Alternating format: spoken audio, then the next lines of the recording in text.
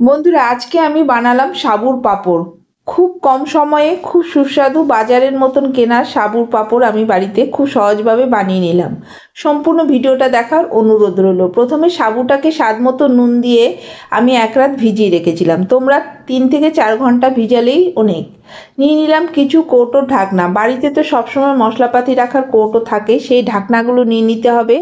এবার ওর মধ্যে সামান্য একটু করে তেল বুলিয়ে নিতে হবে। ভালো করে একটু তেল বুলিয়ে নিচ্ছি, নাহলে পাঁপড়টা ঠিক মতো বেরোবে না। ওই জন্য ভালো করে তেল বুলিয়ে নিলাম। এবার দেখো কিভাবে খুব সহজ এবং খুব কম সময়ের মধ্যে এই পাঁপড়টা তৈরি হয়, এবং একদম খেতে কিন্তু দোকানের মতন লাগবে, যেরকম আমরা বাজার থেকে কিনে খাই সেই রকমই হবে। এরপর ভেজানো সাবুটাকে এই ঢাকনার মধ্যে আমি চামচের সাহায্যে কিভাবে দিয়ে দিচ্ছি দেখো।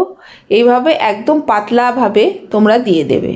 বেশি মোটা করলে কিন্তু পাঁপড়টা ভালো হবে না, তাই জন্য অবশ্যই সাবুটা অল্প অল্প করে নিয়ে এভাবে পাতলা করে চারিদিকে ছড়িয়ে দিতে হবে, আর একটু চেপে চেপে দেবে। এভাবে আমি সমস্ত ঢাকনাগুলোর মধ্যে সাবুর পাঁপড়টাকে এরকমভাবে দিয়ে দিচ্ছি। সাবুটাকে এরকমভাবে ছড়িয়ে দিচ্ছি।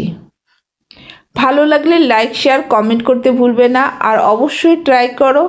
এখন তো বাইরে প্রচণ্ড রোদ, একদিনে তোমার সাবুর পাঁপড় শুকিয়ে যাবে এবং খুব তাড়াতাড়ি এবং খুব আনন্দ করে খেতে পারবে।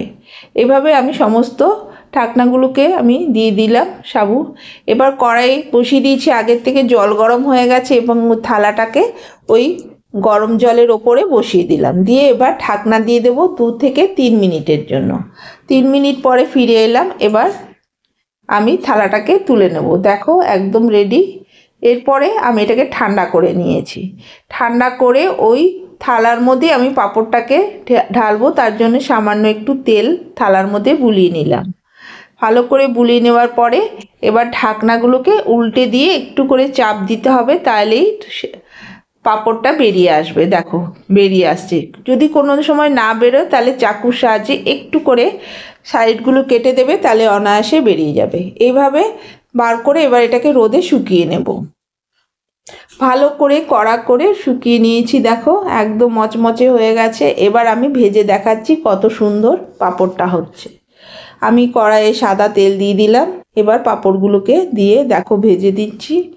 একদম দোকানের মতন কেনা পাঁপড় হচ্ছে। আমরা বাজারে এই পাঁপড় সবসময় কিনে খেয়ে থাকি। খুব সহজে বাড়িতে এই রকমভাবে পাঁপড় তোমরা বানিয়ে নিতে পারবে। দেখো, তোমরা যদি ইচ্ছা করো এর মধ্যে গোলমরিচ গুঁড়োও দিতে পারো। কতটা মচমচে হয়েছে তোমাদের আমি একটা ভেঙে দেখিয়ে দেব কতটা মচমচে হয়েছে। দেখো একদম মচমচে পাঁপড়টা হয়েছে, খেতে কিন্তু দারুণ লাগে। অবশ্যই ট্রাই করো।